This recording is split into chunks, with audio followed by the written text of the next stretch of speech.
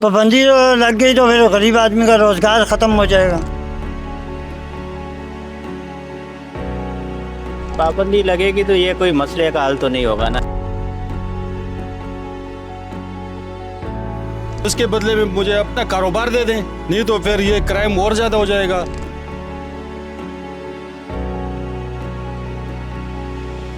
अस्सलाम वालेकुम, मैं हूं अख्तर नवाज़ और आपको उम्मत डिजिटल में खुशामदीद कहता हूं। गुज़िश्ता दिनों DIG ट्रैफिक पीर मोहम्मद शाह ने बयान जारी किया कि कराची शहर की सड़कों से अब रक्षों को ख़त्म कर दिया जाएगा। एक और बयान देते हैं, शहर की सड़कों पे वही रक्षे चलेंगे जिनमें मीटर लगा हुआ होगा। तो इस बयान को रक्षा ड्राइवर किस तरह देखते हैं और क्या अब तक ये बयान इसके इम्प्लीमेंट के लिए उनके पास अहकामात आ चुके हैं, जानते हैं। आप पेट्रोल सस्ता करें, गैस सस्ता करें, उसके बाद आप मीटर लगवाएं। ये 2026-27 चल रहे हैं अभी। ये आप पीछे हमें नहीं लेके जाएं कि उस टाइम पे पेट्रोल सस्ता था, 1 रुपये 2 रुपये लीटर पेट्रोल चल रहा था। अभी 350 से ऊपर 400 रुपये ऊपर पेट्रोल चल रहा है और गैस का चल रहा है। गैस गवर्नमेंट रेट जो है ना वो 250 रुपये और हमारे को यहाँ पे 400, 350, 400 रुपये रेट मिल रहा है। हम कहाँ जाएं? हम मीटर पे चलाएंगे तो फिर इससे अच्छा रक्षा खड़ा करके कोई और काम पे लग जाए। फिर 120-25 रुपये हो तो फिर समझ में आता है कि चलो मीटर लगा ले बंदा। पूरे दिन हम लगे होते हैं, 1500-2000 कमाते हैं, उसमें से पेट्रोल डालो, वो बचता क्या? कुछ भी नहीं बचता।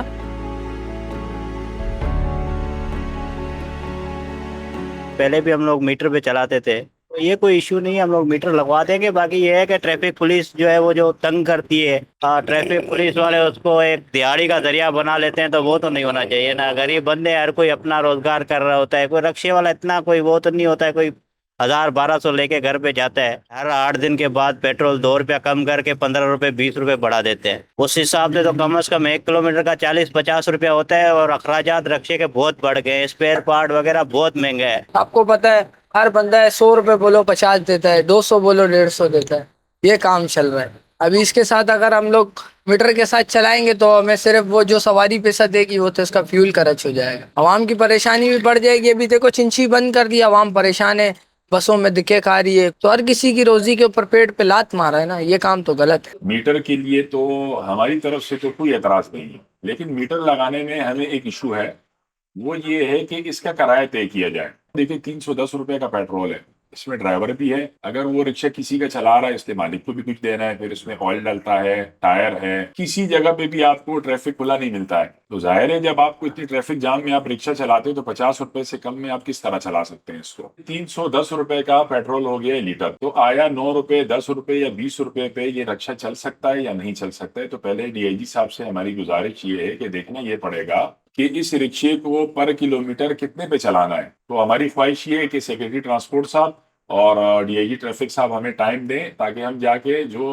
उनके खदशात है वो हम सुने, जो हमारे वो सुने। गवर्नमेंट हमारे साथ बैठ के इन चीजों को तय करे ना, तय करने के बाद फिर कोई इम्प्लीमेंट हो तो बिल्कुल लाखों लोगों की रोजी लगी हुई है ना इस रिक्शे के साथ। ये है हमारी DIG साहब से ये दरखास्त है कि अगर आपको मीटर से इशू है तो मीटर का इशू तो कोई इतना मसला नहीं है, वो तो हल हो सकता है। आप फेयर तय कर लें, मीटर का मसला हल हो जाएगा। बात ये है कि देखें आज से कुछ सालों पहले कराची में बसें चलती थी, मुख्तलिफ रूट्स के ऊपर मजदे चलते थे, मिनी कैब, मिनी बसें चलती थी, कोचिज चलती थी। 10% भी नहीं रह गई होंगी, 100 में से 10% भी नहीं होंगी। तो आपके पास इस वक्त सिर्फ और सिर्फ जो पब्लिक को सहूलत है वो रिक्शे से है। एक है रिक्शा 2+1, ये 3 सीटर होता है, और ये जिसको आम लोगत में लोग यहाँ चिंची बोलते हैं ना, देखिए ये सर ये 4+1 का रिक्शा है।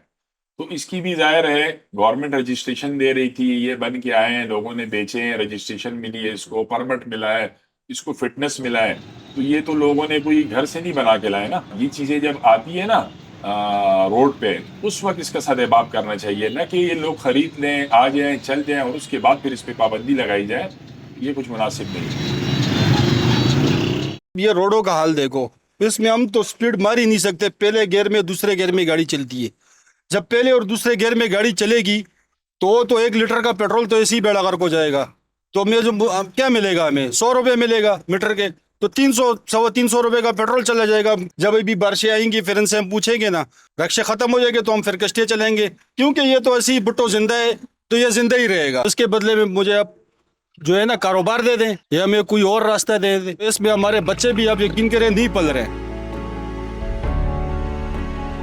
बहुत से पढ़े लिखे लड़के रिक्शा चला रहे हैं, उनको नौकरी नहीं मिली। मैं खुद मैट्रिक करा हूँ मगर नौकरी नहीं मिली, रिक्शा चलाना पड़ा। अब रिक्शा छिन जाएगा तो फिर बंदा क्या करेगा, भीख मांगेगा क्या लोग? रोजाना 1500-2000 की वो कमाई करता है बंदा और 2-2.5 रुपये खर्चा है। दूध लो, ये लो, महंगाई इतनी है, कहाँ से करेगा बंदा पूरा? पाबंदी लगेगी तो ये कोई मसले का हल तो नहीं होगा ना, ये तो और बेरोजगारी बढ़ेगी। मुल्क में आपको पता है कि रोजगार वैसे ही नहीं है, और यहाँ पे तो लाखों बंदे हैं जो रक्शे के रोजगार के साथ वाबस्ता है। हर चीज महंगाई पड़ी हुई है, तो 50-60 रुपए तो 1 किलोमीटर पे कम से कम होना चाहिए। यार अभी गरीब आवाम है, एक रश्का नहीं, 1101 रश्का है।